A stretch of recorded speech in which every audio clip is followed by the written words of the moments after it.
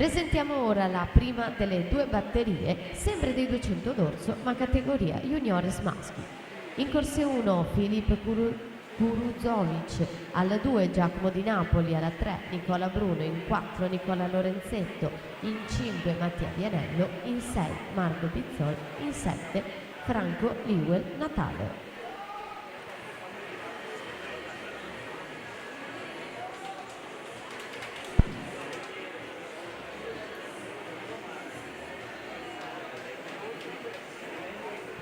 Giulia Teresa La Sorsa, corsia 4, specialista delle prove del dorso, Rarinantes Torino, classe 2004, quindi secondo ultimo anno junior.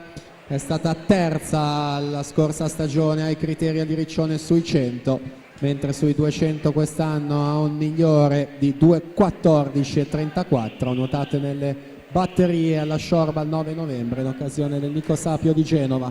Dunque netto il vantaggio di Giulia Teresa La Sorsa, che si va a prendere senza alcun problema l'ingresso in finale. Andiamo a vedere il responso cronometrico: 2:18,54 per salire al comando, 2:17,92, quindi conferma la quarta corsia anche per questo pomeriggio. Elena Fabri fa 2:23,53 ed entra come sesta.